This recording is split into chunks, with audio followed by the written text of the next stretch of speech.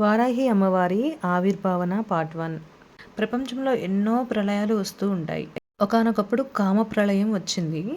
అప్పుడు లలితాదేవిని ఆశ్రయించి అమ్మవారిని వేడుకొనగా అమ్మవారు తనలోంచి కొన్ని శక్తులను బయటకు తీసిందనమాట. అప్పుడే ఆవిర్భవించిన వారే ఈ వారాహి అమ్మవారు. ఈమె దండనా దేవతగా లలితాదేవి దగ్గర ఉండి యుద్ధంలో చాలా వరకు సహాయం చేశారు.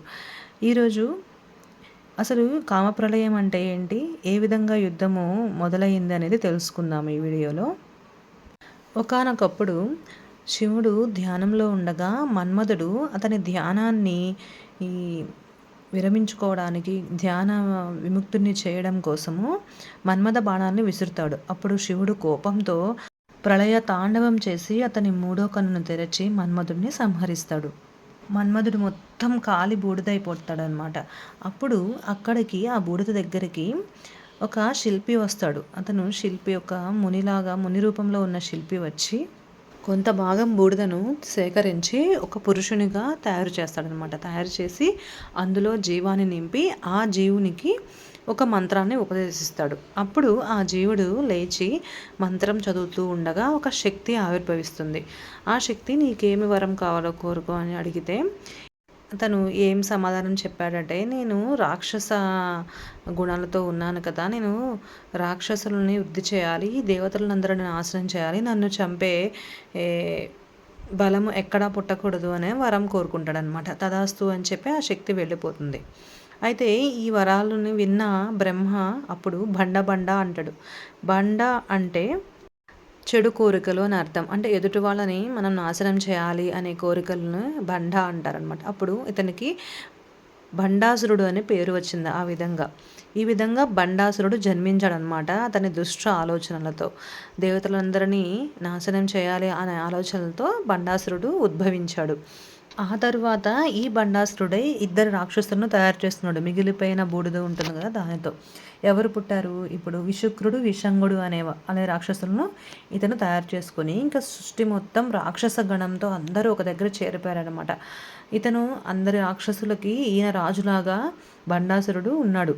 ఇక్కడికి ఇంకా శుక్రాచార్యుడు వచ్చాడు. రాక్షసులకి అధినేత అయిన శుక్రాచార్యుడు అక్కడికి వచ్చి ఇంకా శుక్రాచార్యుడి పన్నాగాలన్నమాట ఆయన మీద ప్రయోగం చేశాడనమాట. శుక్రాచార్యుడు మయుడిని పిలిపించి ఈ బండాసురుడికి పెద్ద నగరాన్ని సృష్టించాడు. దాని పేరే శూన్యకం అంటారు. అయితే ఈ బండాసురుడికి 8 మంది ముఖ్యమైన అనుచరులు ఉన్నారు. వీళ్ళందరూ కలిసి ఇంకా స్వర్గంలోకి వెళ్ళి ఇంద్రుణ్ణి, అక్కడ ఉన్న దేవతలందరినీ అల్లకల్లోలం చేసి ముప్పు తిప్పలు పెట్టేస్తున్నారనమాట.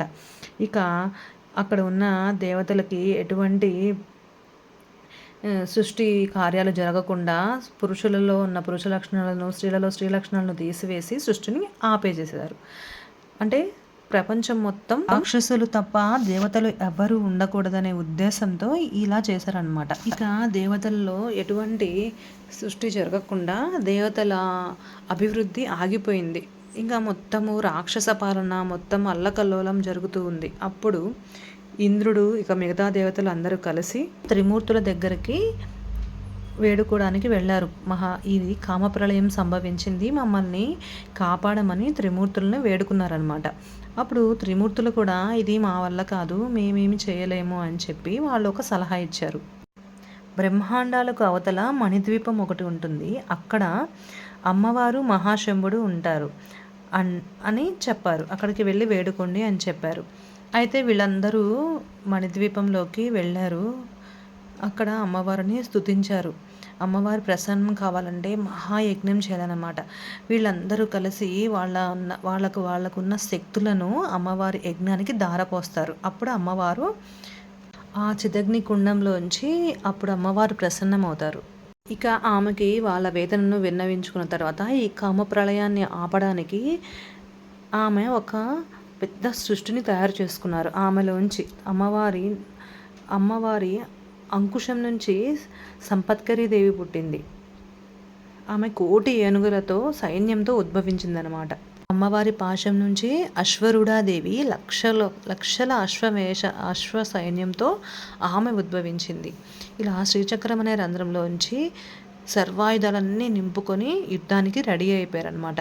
ఇక హృదయం నుంచి బాలా త్రిపుర సుందరిదేవి, ఆమె బుద్ధి నుంచి శ్యామలాదేవి నేను అనే ప్రజ్ఞ నుండి ఉద్భవించిన వారే మన ఈ వారాహి అమ్మవారు. ప్రతి ఒక్కరికి నేను అనే ఒక ఇది నేను అని చెప్పి ఒక మనోబలం అనేది ఉంటుంది.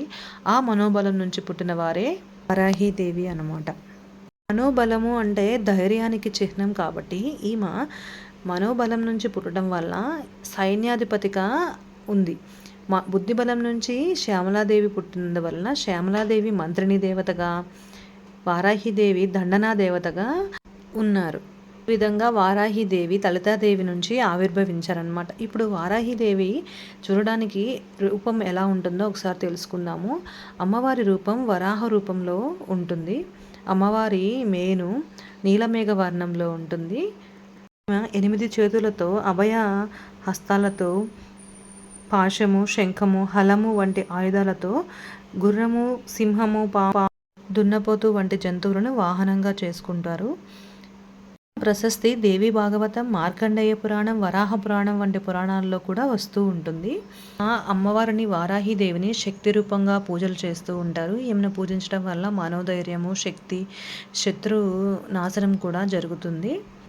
వారాహిదేవి ఎలా ఆవిర్భవించింది అనేది తెలుసుకున్నాం కదా. నెక్స్ట్ వీడియోలో అమ్మవారి పాత్ర ఎంతవరకు ఉంది, ఈ కామ ప్రణయంలో అమ్మవారికి లలితాదేవికి ఏ విధంగా సహాయం చేసింది అనేది తెలుసుకుందాము. మీ అందరికీ ఈ వీడియో నచ్చిందా? అయితే లైక్ చేయండి, షేర్ చేయండి. ఇప్పటివరకు సబ్స్క్రైబ్ చెప్తే ప్లీజ్ సబ్స్క్రైబ్ చేయండి నా ఛానల్ని. Thank you.